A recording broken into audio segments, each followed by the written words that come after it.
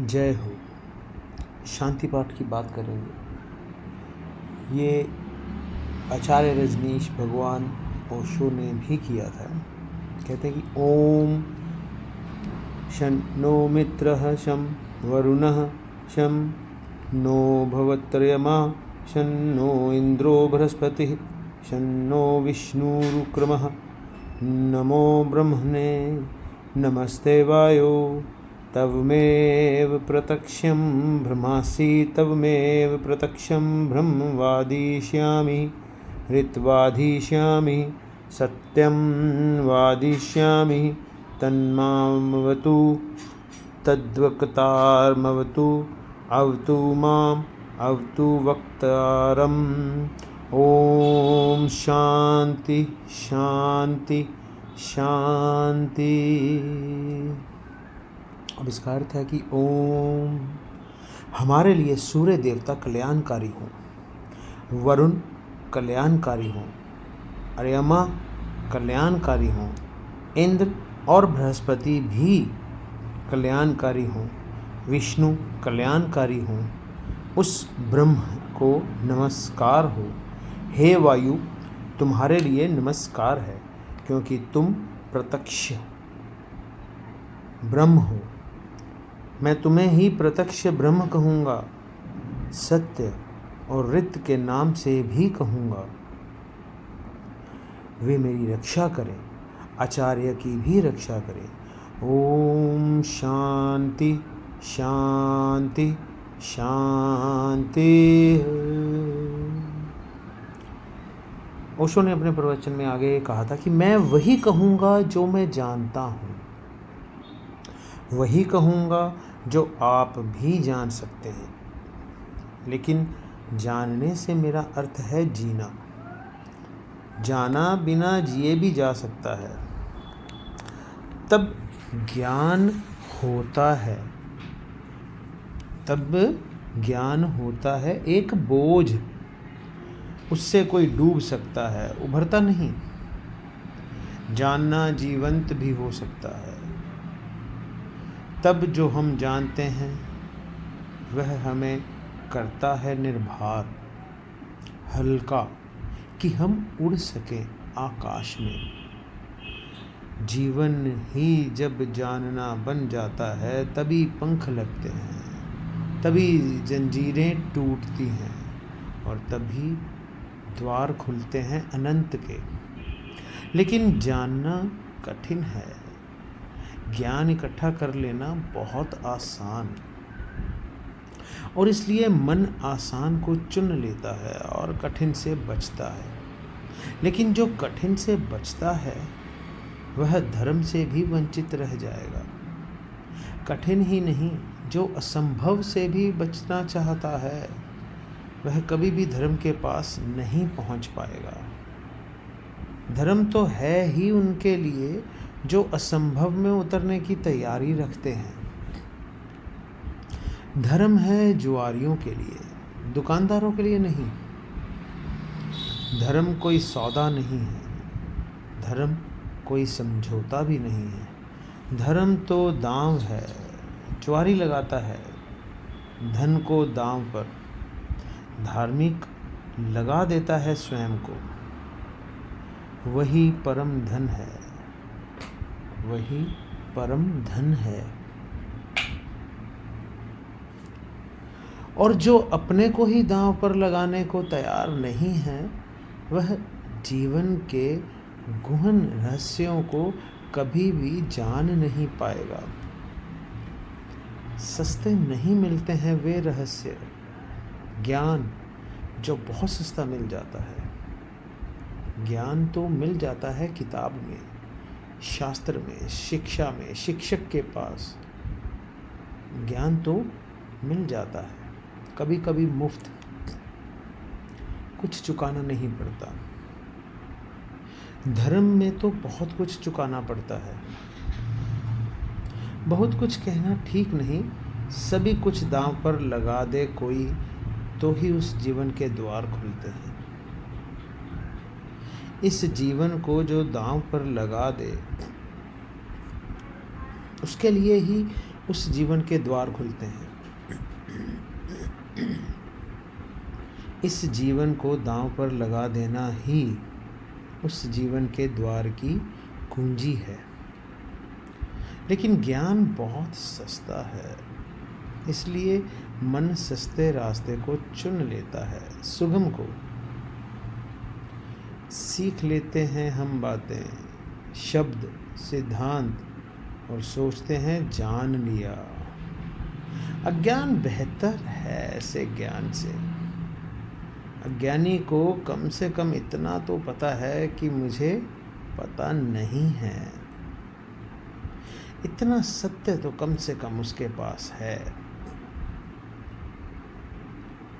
जिन्हें हम ज्ञानी कहते हैं, उनसे ज़्यादा असत्य आदमी खोजने मुश्किल हैं। उन्हें ये भी पता नहीं है कि उन्हें पता नहीं है। सुना हुआ, याद किया हुआ, कंठस्थ हो गया धोखा देते हैं। ऐसा लगता है मैंने भी जान लिया। मैं आपसे वही कहूँगा जो मैं जानता हूँ, क्योंकि उसके कहने का ही कुछ मूल्य है। क्योंकि जिसे मैं जानता हूँ, अगर आप तैयार हैं तो उसकी जीवंत चोट आपके हृदय के तारों को भी हिला सकती है। जिसे मैं ही नहीं जानता हूँ, जो मेरे कंठ तक ही हो, वह आपके कानों से ज़्यादा गहरा नहीं जा सकता। जो मेरे हृदय तक हो, जो मेरे हृदय तक हो, उसकी ही संभावना बनती है। अगर आप साथ दें तो वह आपके हृदय तक जा सकता है। आपके साथ की फिर भी जरूरत होगी, क्योंकि आपका हृदय अगर बंद ही हो तो जबरदस्ती उसमें सत्य डाल देने का कोई उपाय नहीं है। और अच्छा ही है कि उपाय नहीं है, क्योंकि सत्य भी अगर जबरदस्ती डाला जाए तो स्वतंत्रता नहीं बनेगा, परतंत्रता बन जाएगा। सभी जबरदस्तियां परतंत्रताएं बन जाती हैं। लेकिन इस जगत में सभी चीज़ें जबरदस्ती आपको दी जा सकती हैं, सिर्फ सत्य नहीं दिया जा सकता, क्योंकि सत्य कभी भी परतंत्रता नहीं हो सकता। सत्य का स्वभाव स्वतंत्रता है। इसलिए एक चीज़ भर है इस जगत में जो आपको कोई ज़बरदस्ती नहीं दे सकता, जो आपके ऊपर थोपी नहीं जा सकती, जो आपको पहनाई नहीं जा सकती, उड़ाई नहीं जा सकती। आपका राजी होना अनिवार्य शर्त है। आपका खुला होना, आपका ग्राहक होना, आपका आमंत्रण, आपका अहोभाव से भरा हुआ हृदय। जैसे पृथ्वी वर्षा के पहले पानी के लिए प्यासी होती है और दरारें पड़ जाती हैं। इस आशा में पृथ्वी जगह जगह अपने ओंठ खोल देती है कि वर्षा हो। ऐसा जब आपका हृदय होता है तो सत्य प्रवेश करता है। अन्यथा सत्य आपके द्वार से भी आकर लौट जाता है। बहुत बार लौटा है, बहुत जन्मों जन्मों में। आप कुछ नए नहीं हैं। इस पृथ्वी पर कुछ भी नया नहीं है, सभी पुराने हैं। आप बुद्ध के चरणों में भी बैठकर सुने हैं। आपने कृष्ण को भी देखा है। आप जीसस के पास भी उठे बैठे हैं, लेकिन फिर भी वंचित रह गए, क्योंकि कभी भी आपका हृदय तैयार नहीं था। आपके पास से बुद्ध की सरिता बहती निकल गई है। महावीर की सरिता बहती निकल गई है। आप प्यासे रह गए हैं। आनंद रो रहा था जिस दिन बुद्ध के प्राण छूटने को थे और छाती पीट रहा था। और बुद्ध ने उससे कहा कि तू रोता क्यों है? जरूरत से ज्यादा मैं तेरे पास था, 40 वर्ष। और अगर 40 वर्ष में भी नहीं हो पाई वह घटना, तो अब रोने से क्या होगा? मेरे मिटने से इतना परेशान क्यों हो रहा है? तो आनंद कहता है, इसीलिए परेशान हो रहा हूँ कि आप मौजूद थे और मैं ना मिट पाया। अगर मैं मिट जाता तो आपको मेरे भीतर प्रवेश मिल जाता। 40 साल नदी मेरे पास बहती थी और मैं प्यासा रह गया हूँ। और अब मैं रोता हूँ क्योंकि ज़रूरी नहीं है कि ये नदी कब किस जन्म में दोबारा मुझे मिलेगी। आप कुछ नए नहीं हैं। आपने बुद्धों को दफनाया, महावीरों को दफनाया, जीसस, कृष्ण, क्राइस्ट, सबको आप दफना कर जी रहे हैं। वे हार गए आपसे। आप काफ़ी पुराने हैं। जब से जीवन है तब से आप हैं। अनंत अनंत यात्रा है। कहाँ हो जाती होगी चूक? बस यही हो जाती है कि आप खुले ही नहीं हैं, आप तो बंद हैं।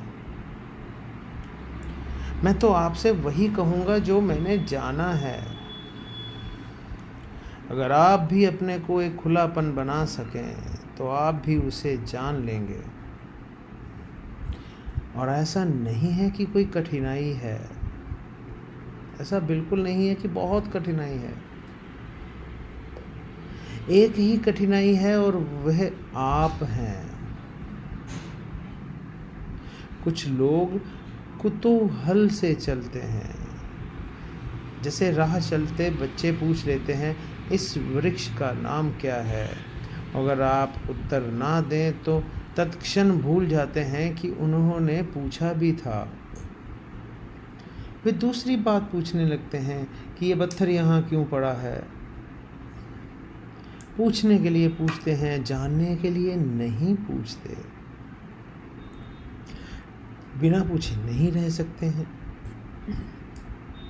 इसलिए पूछते हैं। जानने के लिए नहीं पूछते। जो लोग कुतूहल से जी रहे हैं वे अभी भी बचकाने हैं। अगर आप ऐसे ही पूछ लेते हैं कि ईश्वर क्या है, जैसे कि कोई बच्चा राह चलते दुकान देखकर पूछ लेता है कि ये खिलौना क्या है, तो आप भी बच्चे हैं। और बच्चा तो माफ़ किया जा सकता है, आप माफ़ नहीं किए जा सकते।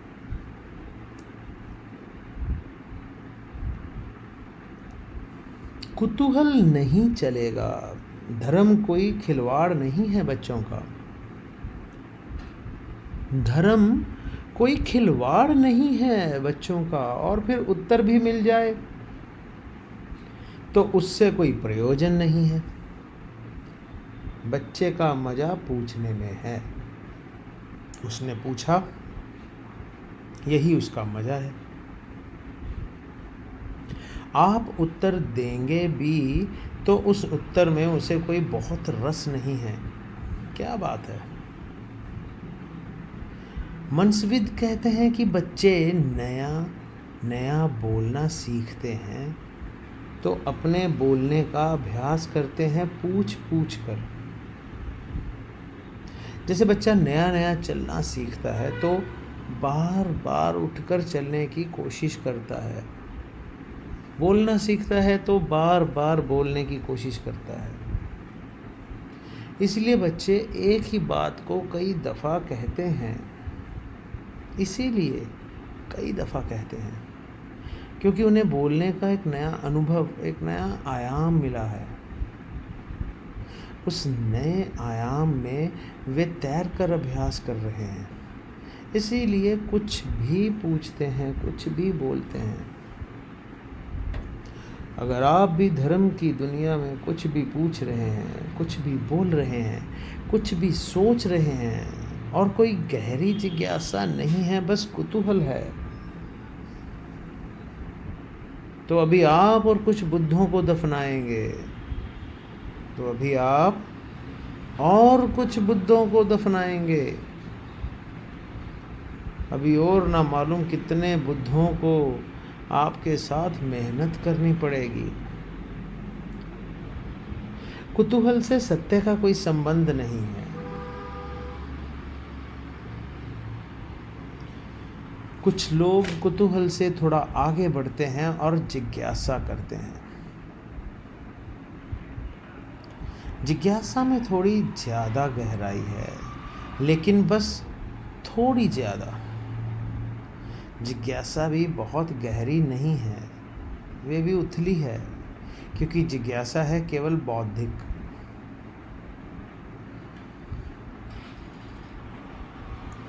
और बुद्धि भी ऐसी है जैसी खाज होती है, खुजलाएं तो थोड़ा रस आता है, ऐसी बुद्धि को भी खाज होती रहती है। क्या होती रहती है? जैसे ईश्वर है, आत्मा है, मोक्ष है। ध्यान क्या है? करने के लिए नहीं। ईश्वर क्या है? जानने के लिए नहीं, चर्चा के लिए, बातचीत के लिए। एक बौद्धिक मज़ा है, एक बौद्धिक व्यायाम है। तो लोग ऊंची बातें करते हैं, लेकिन उन बातों पर कभी भी कोई दांव नहीं लगाते हैं। ईश्वर है या नहीं, इससे कोई प्रयोजन नहीं है। और ईश्वर हो तो ईश्वर ना हो तो वे जैसे हैं वैसे ही बने रहते हैं। ये बड़े मज़े की बात है। एक आदमी मानता है कि ईश्वर है और एक आदमी मानता है कि ईश्वर नहीं है, और दोनों की ज़िंदगी बराबर एक सी। कोई गाली दे तो उसे भी क्रोध आता है जो मानता है कि ईश्वर है, और उसे भी क्रोध आता है जो मानता है कि ईश्वर नहीं है। बल्कि कई दफ़ा तो ये देखा जाता है कि जो मानता है ईश्वर है उसे ज़्यादा क्रोध आता है, क्योंकि जो मानता है कि ईश्वर नहीं है वह ज़्यादा से ज़्यादा क्या कर सकता है? आपका गाली दे सकता है, मार सकता है, हत्या कर सकता है। लेकिन जो मानता है ईश्वर है वह आपको नरक तक में सड़ा सकता है। उसके पास ज़्यादा उपाय हैं क्रोधित होने के। अगर ईश्वर के मानने और ना मानने से कोई भी अंतर जीवन में ना पड़ता हो तो उसका अर्थ है कि यह ईश्वर से कोई संबंध नहीं है, बौद्धिक बातचीत है। ऐसी जिज्ञासा हो तो आदमी दार्शनिक हो जाता है, चिंतन मनन करने लगता है, शास्त्र अध्ययन करने लगता है, बहुत सिद्धांत इकट्ठे कर लेता है, पक्ष में विपक्ष में सोच लेता है, वाद विवाद करता है, शास्त्रार्थ करता है, लेकिन जीता कभी नहीं। अगर आप भी सिर्फ जिज्ञासा से भरे हैं तो यात्रा नहीं होगी। जिज्ञासा से भरे हुए लोग वे हैं जो मील के पत्थर के पास बैठ जाते हैं और पूछते हैं मंजिल क्या है, कितनी दूर है, और सदा यही पूछते हैं, लेकिन कभी उठकर चलते नहीं। जानते तो आप भी कितना है, क्या कमी है जानने में? करीब करीब सभी कुछ जानते हैं। जो बुद्ध ने जाना हो, महावीर ने, कृष्ण ने जाना हो, वे सभी आप भी जानते हैं। वह सब आप भी जानते हैं। गीता में पढ़कर आपको ऐसा नहीं लगता है कि ये बातें तो हमें भी मालूम है? मालूम आपको भी है, पर सिर्फ बुद्धि तक। आपके हृदय तक उनका बीज नहीं पहुंचा है। और बुद्धि पर रखे हुए विचार वैसे ही होते हैं जैसे पत्थर पर कोई बीज को रख दे। बीज तो होता है लेकिन पत्थर पर रखा रहता है। अंकुरित नहीं फूट सकता, अंकुर नहीं फूट सकता। अंकुर फूटना हो तो बीज को पत्थर से गिरना पड़े, जमीन खोजनी पड़े। और जमीन की भी ऊपर की सतह ठीक नहीं है, क्योंकि और गीली जगह चाहिए। तो थोड़ा ज़मीन के भीतर पहुंचना पड़े, जहाँ थोड़ी पानी की व्यवस्था हो, थोड़ा रस बहता हो। बुद्धि पर पत्थर की तरह बीज रख जाते हैं। हृदय तक जब तक ना गिर जाएं, तब तक गीली जगह नहीं मिलती। ध्यान में थोड़ा रस बहता है, थोड़ा प्रेम, वहाँ थोड़ा पानी रहेगा। वहाँ कोई बीज गिरे तो अंकुरित होता है, नहीं तो कोई अंकुरित नहीं होता। जिज्ञासु व्यक्तियों के पास बहुत कुछ होता है, लेकिन पत्थर पर रखे हुए बीजों की भांति। जमीन भी ज़्यादा दूर नहीं होती, लेकिन थोड़ी यात्रा भी मुश्किल है। चलना बिल्कुल नहीं है, तो पत्थर पर ही बीज रखा रह जाता है। इतनी यात्रा तो करनी ही पड़ेगी। बीज पत्थर से नीचे गिरे, जमीन पर आए, जमीन में जगह खोजे, थोड़ी गीली भूमि को पाए, थोड़ा छिप जाए अंधेरे में। ध्यान रहे, जगत में जो भी जन्म पाता है वह गहन, मौन, एकांत, अंधेरे को चाहता है। बुद्धि में तो जितनी चीज़ें रखी हैं वे सब खुले प्रकाश में रखी हैं, वहाँ अंकुर नहीं होते। हृदय आपके भीतर गीली जमीन है छिपी हुई, वहाँ कुछ पैदा होता है। इसलिए जो सिर्फ जिज्ञासा से जीते हैं वे विद्वान बन जाते हैं, पंडित बन जाते हैं, ज्ञानी बन जाते हैं, लेकिन कुछ अंकुरित नहीं होता उनके भीतर। कोई नया जन्म, कोई नया जीवन, कोई नए फूल, कुछ भी नहीं। एक और जिससे संबंध है हमारा, एक और दिशा है खोज की, उसे हम कहते हैं मुमुक्षा। जानने की फिक्र नहीं है, जीने की फिक्र है। जानने की फिक्र नहीं है, होने की फिक्र है। यह सवाल नहीं है कि ईश्वर है, सवाल ये है कि क्या मैं ईश्वर हो सकता हूँ। अगर ईश्वर हो भी और ईश्वर ना हो सकूं तो कोई सार नहीं है। सवाल ये नहीं है कि मोक्ष है, सवाल ये है कि क्या मैं भी मुक्त हो सकता हूँ। और अगर मैं मुक्त हो ही नहीं सकूं और मोक्ष भी हो कहीं, तो क्या अर्थ है। ये बात नहीं है कि आत्मा है भीतर या नहीं, हो या ना हो। सवाल असली ये है कि क्या मैं आत्मा हो सकता हूँ। मुमुक्षा है होने की खोज, और जब कोई होना चाहता है तब दांव पर लगना पड़ता है। इसलिए कहता हूँ, धर्म है जुआरियों का काम, वही कहूँगा जो मैं जानता हूँ, जो जिया है। अगर आप तैयार हुए दांव पर लगाने को, तो जो मेरा अनुभव है वह मैं आपका अनुभव भी बन सकता है। अनुभव किसी के नहीं होते, जो भी लेने को तैयार हों उसी के हो जाते हैं। सत्य पर किसी का कोई अधिकार नहीं। जो भी मिटने को राजी है वही उसका मालिक हो जाता है। सत्य तो उसका है जो भी उसे मांगने की तैयारी दिखलाता है, जो भी अपने हृदय के द्वार खोलता है और उसे पुकारता है। इस उपनिषद को इसीलिए चुना है। ये उपनिषद आध्यात्म का सीधा साक्षात्कार है। सिद्धांत इसमें नहीं है, इसमें सिद्धों का अनुभव है। इसमें उस सब की कोई बातचीत नहीं है जो कुतूहल से पैदा होती है, जिज्ञासा से पैदा होती है। नहीं, इसमें तो उनकी तरफ इशारे हैं जो मुमुक्षा से भरे हैं, और उनके इशारे हैं जिन्होंने पा लिया है। कुछ ऐसे लोग भी हैं कि जिन्होंने नहीं पाया लेकिन फिर भी मार्गदर्शन देने का मज़ा नहीं छोड़ पाते। मार्गदर्शन में बड़ा मज़ा है। सारी दुनिया में अगर सबसे ज़्यादा कोई चीज़ दी जाती है तो वह है मार्गदर्शन, और सबसे कम अगर कोई चीज़ ली जाती है तो वह भी मार्गदर्शन है। सभी देते हैं, लेता कोई भी नहीं है। जब भी आपको मौका मिल जाए किसी को सलाह देने का तो आप चूकते नहीं। ज़रूरी नहीं है कि आप सलाह देने योग्य हों, ज़रूरी नहीं है कि आपको कुछ भी पता हो जो आप कह रहे हैं, लेकिन जब कोई दूसरे को सलाह देनी हो तो शिक्षक होने का मज़ा छोड़ना बहुत मुश्किल हो जाता है। शिक्षक होने में मज़ा क्या है?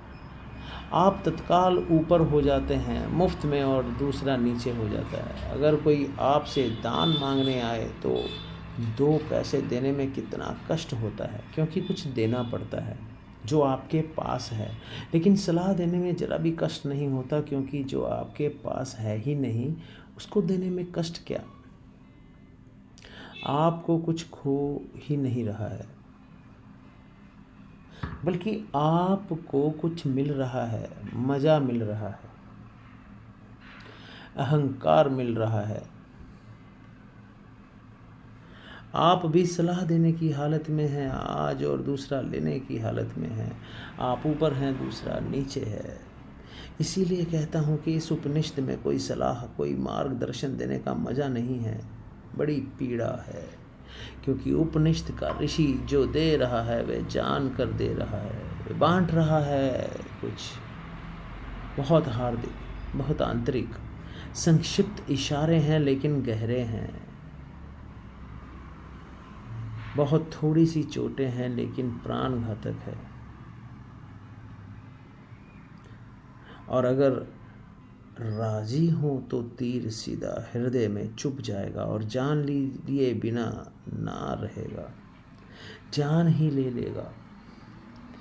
इसलिए थोड़ा सावधान, थोड़ा सचेत, क्योंकि यह सौदा ही खतरनाक है। इसमें पागल हुए बिना कोई मार्ग ही नहीं है। इसमें अपने को मिटाए बिना पाने का कोई उपाय नहीं है। यहाँ तो खोने वाले भी बस पाने वाले बनते हैं, और इसलिए इस उपनिषद को भी चुन लिया है।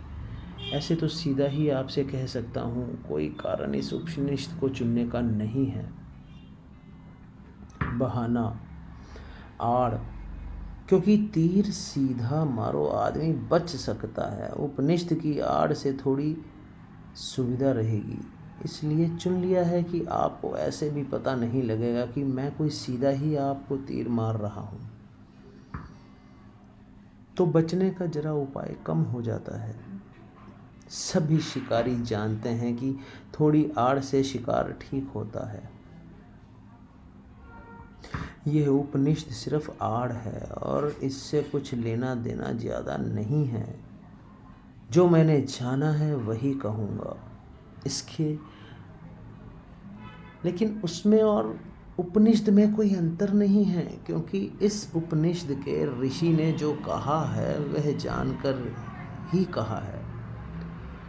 यह उपनिषद आध्यात्म के सूक्ष्मतम रहस्यों का उद्घाटन है। लेकिन अगर मैं उपनिषद पर ही बात करता रहूं तो डर है कि बात ही रह जाए। इसलिए चर्चा तो पृष्ठभूमि होगी। इस चर्चा के साथ साथ प्रयोग, जो कहा है, जो इस ऋषि ने देखा है, या जो मैं कहता हूँ मैंने देखा है, उस तरफ आपके चेहरे को मोड़ने की कोशिश, उस तरफ आपकी भी आंखें उठानी, उस तरफ आपकी भी आंखें उठाने का प्रयास, वही मुख्य होगा। उपनिषद की बात तो सिर्फ हवा पैदा करने के लिए। क्योंकि आपके चारों तरफ ये तरंगे पैदा हो जाएं कि आप भूल जाएं 20वीं सदी को, पहुंच जाएं उस लोक में जहां ये ऋषि रहा होगा। मिट जाए ये जगत जो चारों तरफ बहुत बेरौनक और बहुत कुरूप हो गया है, और याद आ जाए उन दिनों की जब ये ऋषि जिंदा रहा होगा। एक हवा, एक वातावरण, बस उसके लिए उपनिषद। पर उतना काफ़ी नहीं है, ज़रूरी है, काफ़ी नहीं होगा। तो जो मैं कहता हूँ अगर आप उसको सुनकर ही रुक जाते हैं तो मैं मानूंगा आपने सुना भी नहीं, क्योंकि सुनकर जो चलता नहीं है मैं नहीं मान सकता उसने सुना है।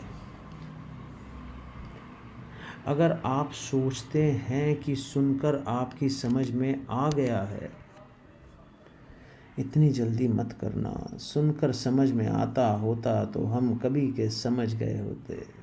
सुनकर ही समझ में आता होता तो इस दुनिया में समझदारों की कमी ना होती। ना समझ खोजना मुश्किल हो जाता, मगर ना समझ ही ना समझ है। सुनकर कुछ भी समझ में नहीं आता, सुनकर सिर्फ शब्दों पर मुट्ठियाँ बंध जाती हैं। सुनकर नहीं करके ही समझ में आता है। इसलिए सुनना करने के लिए, समझने के लिए नहीं। इसलिए सुनना करने के लिए, समझने के लिए नहीं। सुनना करने के लिए, करना समझने के लिए। सुनकर ही सीधा मत सोच लेना कि समझ गए। वह बीच की कड़ी के बिना कोई भी उपाय नहीं है, कोई भी रास्ता नहीं है। लेकिन मन कहता है कि समझ गए, अब करने की क्या ज़रूरत है। मंजिलें चलकर पहुंच जाती हैं। सब भी समझ लिया हो, यात्रा पथ पूरा स्मृति में आ गया हो, पूरा नक्शा जेब में हो, फिर भी बिना चले कोई मंजिल तक कभी पहुंचता ही नहीं है। लेकिन सपना देखे जा सकता है। कोई आदमी यहीं सो जाए और सपना देख सकता है कि कहीं भी पहुंचने का। मन सपना देखने में बड़ा कुशल है।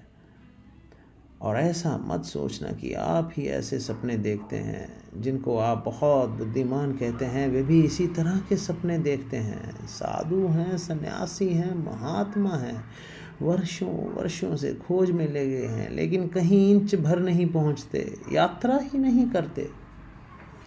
वे जो वर्षों से खोज में लगे हैं वे सारी की सारी खोज वर्तुलाकार है। बुद्धि में भी वर्तुल बन जाता है, भंवर बन जाता है। उसी भंवर में घूमते रहते हैं।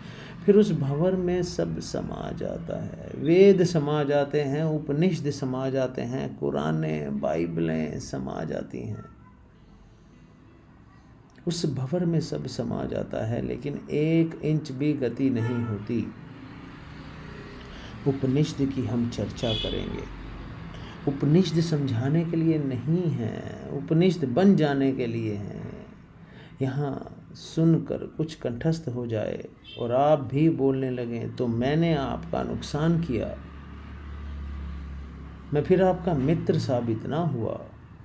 यहाँ सुनकर आप जो सुना है वे बोलने लग जाएं तो कोई मूल्य नहीं है। यहाँ सुनकर आपको भी वह हो जाए, आप भी वह देख लें, वह आँख आपकी भी खुल जाए तो ही ऐसा समझें। एक कवि गीत गाता है किसी फूल के संबंध में। गीत में बड़ा माधुर्य हो सकता है, छंद हो सकता है, लय हो सकती है, संगीत हो सकता है। गीत की अपनी खूबी है, लेकिन गीत कितना ही गाएं उस फूल को और कितना ही गुनगुनाएं तो भी गीत गीत है, फूल नहीं है। और लाख हो गति और लाख हो छंद तो भी गीत गीत है, फूल की सुगंध नहीं है। और आप उसी गीत से तृप्त हो जाएं तो आप भटक गए। उपनिषद गीत है किसी फूल का जिसे आपने देखा नहीं अभी। गीत गजब का है, गाने वाले ने देखा है, पर गीत से तृप्त मन हो जाता है, गीत फूल नहीं है। ऐसा भी हो जाता है कि कभी कभी आप फूल के पास भी पहुंच जाते हैं। कभी कभी फूल की एक झलक भी मिल जाती है। अचानक आकस्मिक, क्योंकि फूल कोई विजातीय नहीं है, आपका स्वभाव है, आपके बिल्कुल निकट है, किनारे किनारे, कभी कभी छू जाता है बिना आपके, बावजूद आपके। कभी कभी फूल एक झलक दे जाता है, कोई बिजली कौंध जाती है, किसी क्षण में आकस्मिक अनुभव में आ जाता है। कुछ और भी है इस जगत में, यही जगत सब कुछ नहीं है। इस पथरीले जगत में बीच में कुछ और भी है जो पत्थर नहीं फूल हैं, जीवंत खिला हुआ है। जैसे किसी स्वप्न में देखा हो या अंधेरी रात में चमकी हो बिजली और कुछ दिखा हो और फिर खो गया हो, ऐसा कभी कभी आपके जीवन में भी हो जाता है। कवियों के जीवन में अक्सर हो जाता है, चित्रकारों के जीवन में अक्सर हो जाता है। फूल की झलक बिल्कुल पास आ जाती है, फिर भी फूल कितने ही पास हों और कितनी ही झलक मिल गई हो, पास होना भी दूर होना ही है। और कितने ही पास आ जाए फूल तो फासला तो बना ही रहता है। और मैं बिल्कुल हाथ से भी छू लूँ फूल को तो भी पक्का नहीं है कि जो अनुभव मुझे होना होता है वह फूल का है, क्योंकि हाथ खराब लाने वाला है, हाथ खबर लाने वाला है। और हाथ अगर बीच में गलत खबर दे दे तो कुछ भरोसा नहीं, और साथ ही सही भी खबर देगा, इसको मानने का कोई कारण नहीं। फिर हाथ जो खबर देगा वो फूल के संबंध में कम और हाथ के संबंध में ज़्यादा होगी। फूल ठंडा मालूम पड़ता है, जरूरी नहीं फूल ठंडा हो सकता है हाथ गर्म हो, इसीलिए फूल ठंडा मालूम पड़ता है। खबर हाथ के संबंध में है, क्योंकि खबर जब किसी माध्यम से आती है तो सापेक्ष होती है, पक्का नहीं हुआ जा सकता। पोपोव का मैं एक संस्मरण पढ़ रहा था। पोपोव एक साधिका थी, पोपोव एक साधिका थी और गहरी साधिका थी, और पियोतर दिमित्रोविच आस्पेंस्की के पास साधना करती थी। एक दिन बैठी थी,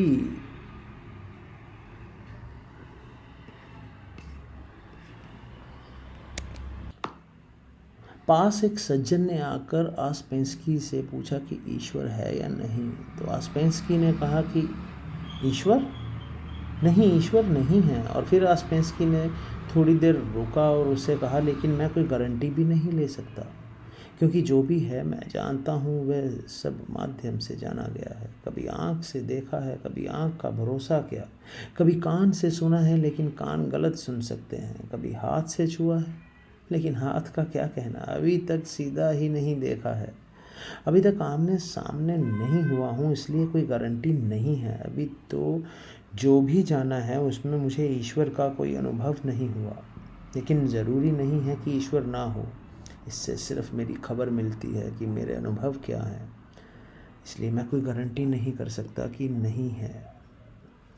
इसलिए मुझ पर भरोसा करके मत रुक जाना, खोजना। जब भी माध्यम से कुछ घटता है तो भरोसे का नहीं है। अगर फूल के पास, बिल्कुल पास भी पहुंच जाएं तो भी आंख देखती है, हाथ छूते हैं, सुगंध नाक में आती है, यह भी दूरी का अनुभव है। तो कभी कभी कोई कभी उस परम फूल के इतने पास पहुंच जाता है कि उसके गीत में उतर आती है गूंज उसकी। लेकिन फिर भी बुद्ध नहीं है वह, महावीर नहीं है वह। महावीर कौन है? बुद्ध कौन है? बुद्ध है वे चैतन्य जो फूल ही हो गया। इतनी भी दूरी न रही कि फूल को देखा हो, फूल ही हो गया। फूल होकर ही पूरी तरह जाना जा सकता है कि क्या है। उपनिषद के ऋषि की बात है, गीत है किसी फूल के संबंध में, उसे गुनगुनाना, मिठास है बड़ी, उसमें स्वाद है लेकिन बहुत, लेकिन वे फूल नहीं, गीत है। अगर प्रयास करेंगे तो कभी कभी झलक भी मिलेगी। मेरे पास लोग आते हैं, वह कहते हैं ध्यान में बड़ी झलक मिली लेकिन फिर खो गई, अनंत प्रकाश हो गया और फिर खो गया, आनंद ही आनंद हो गया था लेकिन अब कहाँ है। अब खोजते हैं और नहीं मिलता। झलक का मतलब पास पहुंच गए थे, झलक तो खो ही जाएगी, लेकिन ध्यान ज़्यादा से ज़्यादा झलक ही दे सकता है। उस पर भी मत रुक जाना कि उसी झलक को पकड़कर बार बार खोजते रहना है। ध्यान का तो मूल्य ही है इतना कि झलक मिल जाए, फिर आगे जाना है समाधि में, लेकिन आप फूल ही हो जाएं। ध्यान में है झलक, समाधि में है हो जाना। झलकों पर मत रुकना, झलकें बड़ी प्रीतिकर हैं।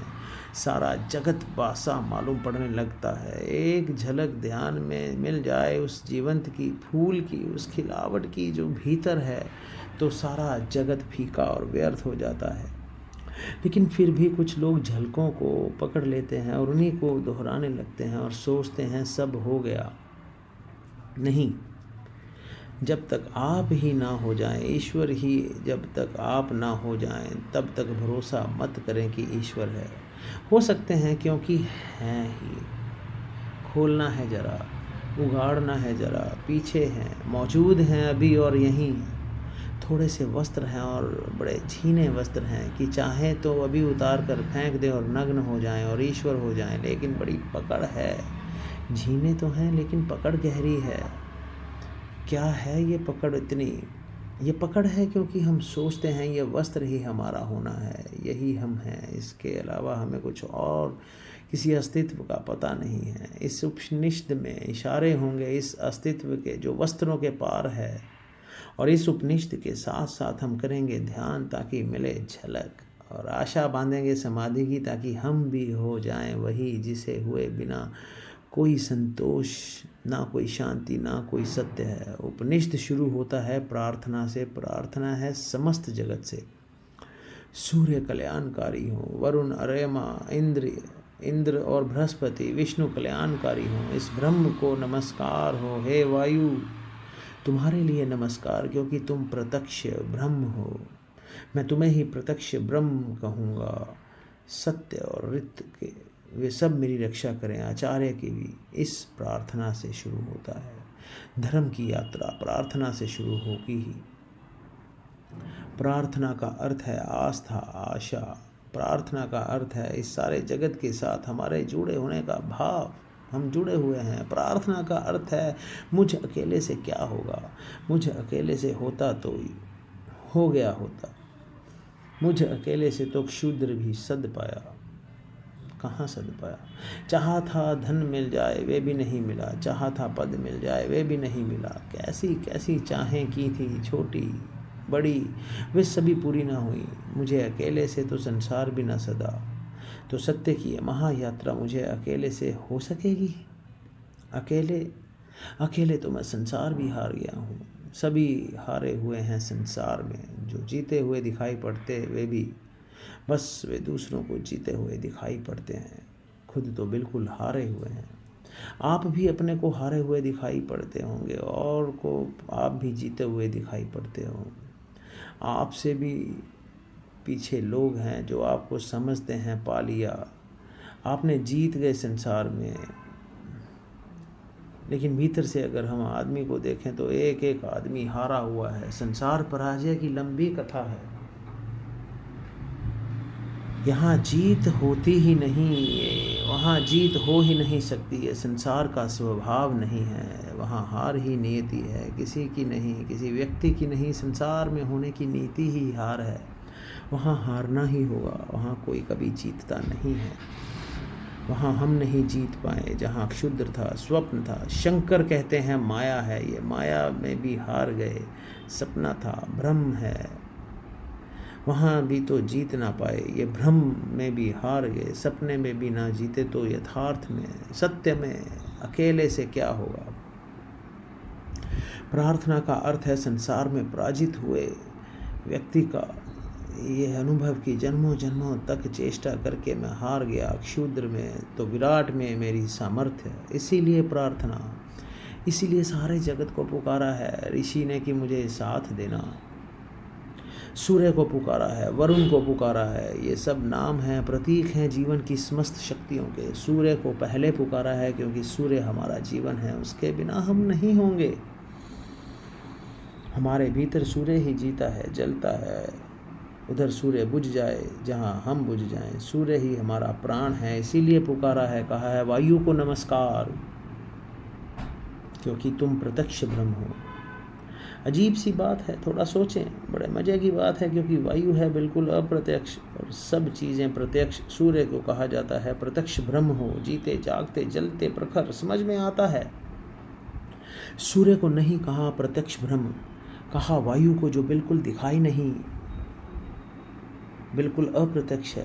कहाँ है प्रत्यक्ष वायु? सिर्फ अनुमान है कि लगता है कि है, भासता है कि है, दिखाई तो पड़ती नहीं। आँख के सामने कहाँ है? प्रत्यक्ष का मतलब है आँख के सामने जो है, आँख के सामने वायु बिल्कुल नहीं है। लेकिन ऋषि कहता है, हे वायु नमस्कार तुम्हें, क्योंकि तुम प्रत्यक्ष ब्रह्म हो। इसलिए कहा कि वायु जैसे दिखाई नहीं पड़ती है और आँख को दिखाई नहीं पड़ती, फिर भी आँख को छू रही है प्रतिपल। ऐसा ही परम सत्य है, दिखाई नहीं पड़ता, छू रहा है प्रतिपल। वायु दिखाई नहीं पड़ती क्योंकि हमारे पास देखने वाली आँख नहीं है। वायु तो यहाँ है, वायु के बिना तो हम भी नहीं हो सकते। वो तो हमारी श्वास में हमें संभाले हैं, उसका ही आवागमन तो हमारा सारा जीवन है। जो इतनी निकट है, श्वास है जो हमारी है, वे भी दिखाई नहीं पड़ती क्योंकि हमारे पास आँखें बड़ी स्थूल हैं। तो हम जो बहुत छोटा मोटा स्थूल है वे देख लेते हैं, जो सूक्ष्म है वे हमें दिखाई नहीं पड़ता। वायु सूक्ष्मतम है, हमारे सामने मौजूद है, भीतर मौजूद है, बाहर मौजूद है, रोए रोए में मौजूद है और दिखाई नहीं पड़ती। इसीलिए कहा कि तुम प्रत्यक्ष ब्रह्म हो, तुम ठीक ब्रह्म जैसी हो, ब्रह्मा जैसी हो। वे भी यहाँ मौजूद है और दिखाई नहीं पड़ता, और रोए रोए में वही समाया है, रोआ रोआ वही है। इसलिए मैं तुम्हें प्रत्यक्ष ब्रह्म कहूँगा। ऋषि कहता है वायु को सत्य और ऋत के नाम से भी कहूँगा, क्योंकि तुम ठीक उस जैसी हो जो है और जिसका हमें पता नहीं है। देवता से अर्थ है सदा से, जीवन की अनंत अनंत शक्तियाँ, और जीवन है एक विराट जाल अनंत शक्तियों का। आपका होना भी एक विराट जाल है अनंत शक्तियों का। अगर एक व्यक्ति को हम पूरे का पूरा जान लें तो हम बीज रूप से समस्त अस्तित्व को जान लिया, सब कुछ उसमें है, उसका सब दान में है। लेकिन क्या सूर्य सहायता करेगा? ये सवाल उठता ही है। प्रार्थना भी की तो क्या सूर्य सहायता करेगा? प्रार्थना भी की तो क्या वायु सहायक हो जाएगी? पृथ्वी का क्या सहायता करेगी? पृथ्वी की सहायता और सूर्य की सहायता का सवाल नहीं है। आपने प्रार्थना की है, बड़ी बड़ी सहायता है, इसे थोड़ा ठीक से समझ लें। कोई सूर्य आकर आपको सहायता नहीं करेगा, क्योंकि प्रार्थना करने वाला चित्त हो जाता है विनम्र, प्रार्थना करने वाला चित्त हो जाता है असहाय, प्रार्थना करने वाला चित्त मिटने को तैयार हो जाता है। प्रार्थना करने वाला चित्त अपने अहंकार को, इस भाव को कि मैं कर सकता हूँ, छोड़ देता है। इसके परिणाम होते हैं। प्रार्थना से सूर्य नहीं बदलता, आप बदलते हैं। जगत नहीं बदलता, आप बदलते हैं। प्रार्थना आम तौर से जब आप करते हैं तो यही सोचते हैं कि कोई कुछ करेगा, लेकिन प्रार्थना कर रहे हैं। ना उपाय प्रार्थना है, ना प्रार्थना है एक उपाय, एक डिवाइस। हाथ तो आप जोड़ते हैं किसी और के सामने, लेकिन जो परिणाम होता है वह होता है भीतर, जिसने हाथ जोड़े हैं उस पर। इसलिए बड़ी कठिनाई होती है। अगर आप वैज्ञानिक के सामने कहें कि हे सूर्य सहायता कर, तो वे कहेगा मूढ़ता की बात है, क्या सूर्य तुम्हारी सहायता करेगा? और कब किसकी सहायता की? हे इंद्र वर्षा कर, पागल हो गए हो? प्रार्थनाओं से कहीं वर्षा हो गई है? वैज्ञानिक ठीक कहता है, ना तो सूर्य आपकी सुनेगा, ना बादल आपकी सुनेंगे, ना हवा आपकी सुनेगी, कोई आपकी नहीं सुनेगा। लेकिन आपने पुकारा, यह आपको बदल जाएगा। आपने कितनी ज़ोर से पुकारा, उतनी ही गहरी हूक आपके भीतर प्रवेश हो जाएगी। अगर आपके पूरे प्राण पुकार उठे तो आप दूसरे ही आदमी हो जाएंगे। इसीलिए है प्रार्थना। तो हमें ये प्रवचन बार बार सुनना चाहिए, ये उपनिषद पढ़ना चाहिए, ताकि हमें पता चले प्रार्थना है क्या। अगले पॉडकास्ट में बात करेंगे किसी और प्रवचन की। ओशो हमें देके गए हैं एक ऐसा खजाना जो हमने अभी तक नहीं जाना। हम उसे पढ़ें, सुनें, एडमायर करें, अपनाएं। लेकिन उस ढंग से जिस ढंग से ओशो ने हमें समझाया है, इस ढंग से नहीं कि जो हम खुद के हिसाब से ढालें। तब तक के लिए आज्ञा दीजिए and don't forget to like, subscribe and share this channel, क्योंकि आपका साथ बहुत अनिवार्य है। आपके साथ, आपके एनकरेजमेंट के बिना कुछ नहीं हो सकता है। तो कृपया इस चैनल को लाइक, सब्सक्राइब और शेयर ज़रूर करें और आज्ञा दीजिए। जल्द मुलाकात होगी। जय हो।